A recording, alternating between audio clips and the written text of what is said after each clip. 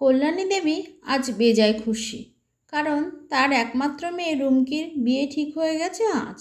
পাত্র ভালো চাকরি করে, ফ্যামিলিও ভালো, একটা ছেলে, দেনা পাওনার কোনো চাহিদা নেই। এমন সম্বন্ধ পাওয়া মানে হাতে চাঁদ পাওয়া।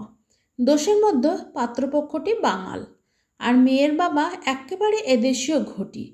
ছেলে বাঙাল বলে মেয়ের একটু নাক সিটকালেও মেয়ের মায়ের বিন্দুমাত্র আপত্তি নেই যেখানে, সেখানে মেয়ের বাবার আপত্তি যে টিকবে না সেটা বলাই বাহুল্য।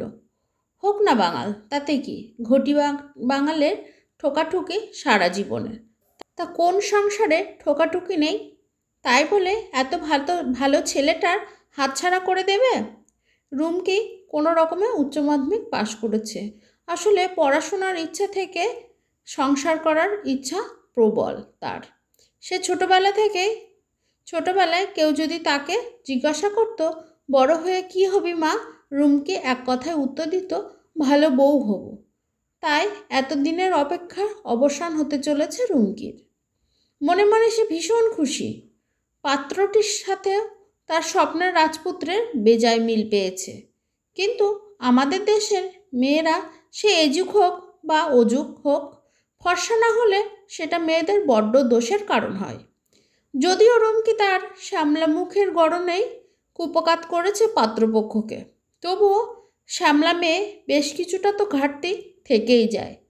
তাই সেই ঘাটতি ঘোচাতে পাত্র যাতে সারা জীবন হাতের মুঠোয় বন্দিতা করে রাখতে পারে, তার একটি অভিনব বশীকরণ প্ল্যান মাথায় এনেছে কল্পনা দেবী। আসলে তার নিজের যখন বিয়ে হয় তখন শ্বশুরবাড়ি গিয়ে তিনি কোনো কাজই ঠিকঠাক করতে পারতেন না, কারণ বিয়ের আগে বাপের একমাত্র আদুরে মেয়ে বাড়িতে কুটুটি নাড়েনি। তাই নিয়ে কম মুখঝামটা খেতে হয়নি তাকে শাশুড়ির কাছে। সেভাবে তিনি আগে থেকে মেয়েকে অনেক রকম রান্নাবান্না শিখিয়েছেন, যাতে রুমকির শাশুড়ি সেই যুগ যুগান্তরের বিখ্যাত ডায়লগ বলতে না পারে, বাপের বাড়ি থেকে কি কিছু শিখে আসনি? কিন্তু সমস্যা হলো, তিনি মেয়েকে যা শিখিয়েছিলেন সবই তো ঘটি বাড়ির রান্না। কল্পনা দেবী এদিক ওদিক খোঁজখবর নিয়ে যেটুকু বুঝেছেন, বাঙালদের খাবার দাবার রান্নাবাড়ি ধরনের বেশ অন্যরকম। কেমন একটা কষা কষা, ঘন ঘন, মাখা মাখা ভাব, ঝাল মশলা দিয়ে দারুণ দারুণ স্বাদের রান্না করে বাঙালরা। অতএব তিনি ঠিক করলেন, বিয়ে এখনও যেহেতু 2 মাস বাকি, এই 2 মাসের তার মেয়েকে বাঙাল রান্না শেখাতেই হবে। তখনকার দিনে এখনকার মতো ইউটিউবের চলন ছিল না। তবে কল্পনা দেবীর স্কুল জীবনের যে বাঙাল বান্ধবী ছিল, তিনি অবশ্য ইউটিউবের থেকে কম যায় না। অনেক কষ্ট করে বাঙাল বান্ধবীর ফোন নম্বর জোগাড় করে তাকে ফোন করে রেসিপিগুলো নিয়ে সকাল সন্ধ্যা মেয়েকে নতুন করে রান্নার ট্রেনিং দিতে লাগলেন। কল্পনা দেবীর বাঙাল বান্ধবীও ভীষণ উৎসাহের সঙ্গে বন্ধুর এমন বিপদে তিনি পাশে দাঁড়িয়েছিলেন। ফলে 2 মাসের মধ্যে চিংড়ি দো পেঁয়াজা, ভুনা খিচুড়ি, ভেটকি পাতুরি, ইলিশ পোলাও, চিকেন রেজালার ইত্যাদির মতো আরও সুস্বাদু রান্নার রেসিপিতে ডায়েরির পাতা ভর্তি হয়ে গেল খুব দ্রুত গতিতে। মেয়েও খুব উৎসাহের সঙ্গে রান্নাগুলো শিখে নিচ্ছিল, কারণ তার মায়ের কথা, পুরুষ মানুষকে সারা জীবন বসে রাখতে গেলে শুধু রূপ নয়, সুস্বাদু রান্না করাও গুণটাও নাকি বেশ দরকারি। তা কোন মেয়ে চায় না তার বরকে বসে রাখতে? তাই এমন বশীকরণ পদ্ধতি শিখতে রুমকি বিন্দুমাত্র আপত্তি ছিল না। তবে বাড়িতে কল্পনা দেবীর স্বামী হলেন গিনিপিগ। সকাল বিকাল নতুন নতুন রান্নার টেস্ট তাকে দিয়েই করানো হতো। এই বৃদ্ধ বয়সে এসে নানা ধরনের রিচ খাবার কার সহ্য হয়? তার দিনরাত ঢেকুর তুলতে কাটত, আর মুখে বললেন, মেয়ের বিয়ে পর্যন্ত আমি টিকলে হয়। কল্পনা দেবী মুখ ঝামটা দেন এই রকম অলক্ষণে কথা বলার জন্য। যাই হোক, কোনো রকম বিঘ্ন না ঘটিয়ে যথাসময়ে শুভলগ্নে নির্বিঘ্নে নিয়ে বিয়ে হয়ে গেল। শ্বশুরবাড়ি যাওয়ার সময় বিয়ের সুটকেসের মধ্যে রেসিপির ডায়েরিটাও লুকিয়ে দিতে ভোলেননি কল্পনা দেবী।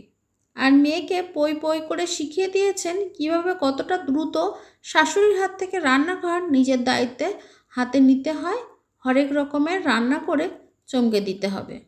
বরের বসে রাখার এই অভিনব কৌশল আয়ত্ত করে রুমকি শ্বশুরবাড়ি গেল। যদিও তার বর মানুষটা যে খুব খারাপ তা নয়, তবুও তার মায়ের কথা খাইয়ে সারা জীবন বসে রাখার কথাটা তার মনে গেঁথে গেছে। বউ ভাত কেটে যাওয়ার পরও বাড়িতে আত্মীয় স্বজনের হইহট্টগোলের মধ্যেও এই রুমকি বিন্দুমাত্র সুযোগ পেল না নিজের করায়ত্ত গুণের বহিঃপ্রকাশ করার।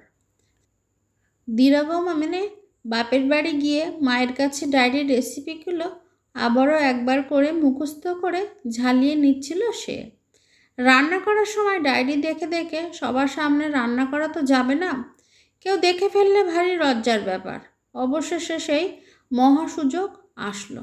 দিরাগমন থেকে ফিরে আসার পরের দিনই রবিবার সকালবেলায় রান্নাঘরে নতুন বউকে আসতে দেখে শাশুড়িও অবাক ও খুশি দুটোই হলেন। তবু মুখে বললেন, রান্নাঘরে তোমার আসতে লাগবে না বৌমা, ও আমি একাই পারবানি, তোমার হাত পোড়াতে হবে না, তুমি বিশ্রাম নাও গিয়া। কিন্তু রুমকি তা তো শোনা চলবে না। সে মাথা নিচু করে বলল, দিন না মা, আজ আমি রান্না করি। সে ভেবেই রেখেছে তার স্পেশাল রেসিপির মধ্যেও আজ একটা না একটা করে সে সবাইকে চমকে দেবেই। শাশুড়ি এমন লক্ষ্মী মন্তব্য পেয়ে মনে মনে বেজায় খুশি হয়ে বললেন, রান্না করবে এত যখন ইচ্ছা হয়েছে আজ, তাহলে ওই ঝিঙ্গা 4খানা লাউ আর ওই বাটা মাছ কয়খানা দিয়া পাতলা ঝোল করে ফেলবা, কি পারবা তো? এই কথায় রুমকি হতবাক হয়ে বলল, এই পাতলা ঝোল কার জন্য করব মা? কে খাবে? রুমকির শাশুড়ি বলল, কেডা খাবে আবার? আমরা সবাই খাবো। আসলে হয়েছেটা কি, তোমার শ্বশুর মশাই হচ্ছেন আলসারের রোগী, একদম ঝাল মশলা সহ্য করতে পারেন না। ঘরে আমরা 3-4টি প্রাণী, তোমার শ্বশুর মশাই পাতলা ঝোল খাবেন আর আমরা মশলা দিয়ে কষা খাবো, তা তো হইব না। তা তুমি কি বলো বৌমা? ঠিক কইছি না? তাছাড়া মশলা দিয়া রান্না হলে উনি লোভ সামলাতে পারেন না, এমনিতে খাইতে বড্ড ভালোবাসেন, কিন্তু তা করলে তো আর হইব না কও। তা ওনার লগে এই ঝোল আমাকে সকলের খাইতে হইব। শাশুড়ির কথা শুনে রুমকির চোখ কপালে উঠে গেল।